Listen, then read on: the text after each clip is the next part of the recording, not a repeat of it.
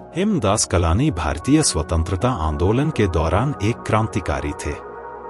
वे स्वराज सेना के नेता थे, एक छात्र संगठन जो all India students federation (AISF) से संबद्ध था।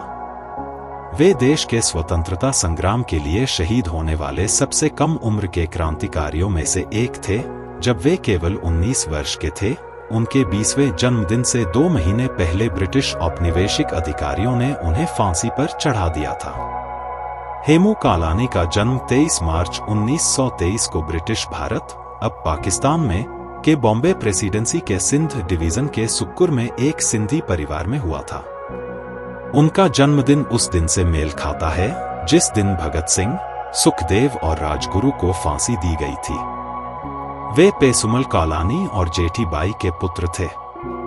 एक बच्चे और युवा के रूप में उन्होंने अपने दोस्तों के साथ विदेशी वस्तुओं के बहिष्कार के लिए अभियान चलाया और लोगों को स्वदेशी वस्तुओं का उपयोग करने के लिए राजी करने की कोशिश की। वे क्रांतिकारी गतिविधियों की ओर आकर्षित हुए और भारतीय उपमहाद्वीप से अंग्रेजों को खदेड़ने के उद्देश्य से विरोध प्रदर्शनों में भाग लेना शुरू कर दिया। हेमू कालानी महात्मा गांधी के भारत छोड़ो आंदोलन में शामिल हो गए जब यह 1942 में शुरू हुआ। सिंध में आंदोलन के लिए समर्थन इतना अधिक था कि ब्रिटिश औपनिवेशिक अधिकारियों को उनके पीछे यूरोपीय बटालियनों से बनी सैन्य टुकड़ियां भेजनी पड़ी। हेमू कालानी को पता चला कि इन सैनिकों और उनकी आपूर्ति की एक ट्रेन 23 अक्टूबर को उनके स्थानीय शहर से गुजरने वाली थी और उन्होंने रेलवे ट्रैक से फिश प्लेट हटाकर इसे पटरी से उतारने का फैसला किया। यह इस तथ्य के बावजूद था कि न तो उनके पास और न ही उनके सहयोगियों के पास आवश्यक उपकरण थे और इसलिए उन्हें फिक्सिंग को ढीला करने के लिए रस्सी का उपयोग करना पड़ा। तोड़फोड़ पूरी करने से पहले ही उन्हें अंग्रेजों ने देख लिया था। हेमू को भारतीय शाही पुलिस ने पकड़ लिया, कैद कर लिया और उसे प्रताड़ित किया ताकि वह अपने षड्यंत्रकारियों के नाम उगलवा सके। उसने कोई भी जानकारी देने से इनकार कर दिया, उस पर मुकदमा चलाया गया और उसे मौत की सजा सुनाई गई। सिंध के लोगों ने वायसराय से दया की गुहार लगाई, लेकिन दया की शर्त यह थी कि अधिकारियों को उसके षड्यंत्रकारियों की पहचान बताई जानी चाहिए। उसने फिर से जानकारी देने से इनकार कर दिया और उसे 21 जनवरी 1943 को फांसी दे दी गई। ऐसा कहा जाता है कि हेमू कालानी को मृत्युदंड सुनाए जाने पर इतनी खुशी हुई कि हमेशा की तरह नहीं, सजा सुनाए जाने और फांसी दिए जाने के बीच के समय में उनका वजन काफी बढ़ गया। फांसी के दिन वे बहुत खुश दिखाई दिए और भगवद गीता की एक प्रति हाथ में लेकर फांसी के तख्ते की ओर बढ़े, पूरे रास्ते मुस्कुराते और गुनगुनाते रहे।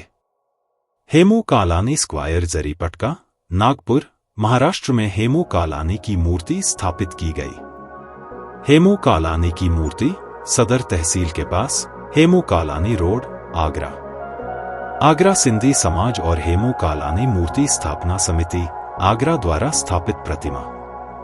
गुजरात के कच्छ में आदिपुर शहर में गांधी समाधि, मैत्री स्कूल रोड के पास हेमू कालानी की मूर्ति भी है।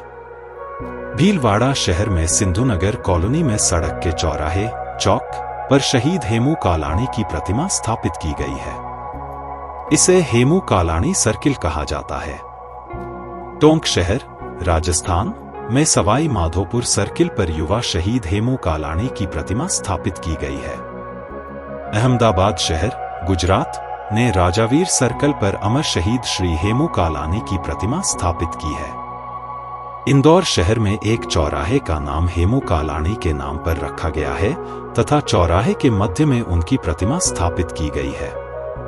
फैजाबाद शहर में एक राष्ट्रीय उद्यान का नाम उनके नाम पर रखा गया है और फैजाबाद से अयोध्या राजमार्ग एक राष्ट्रीय पुस्तकालय का नाम उनके नाम पर रखा गया है।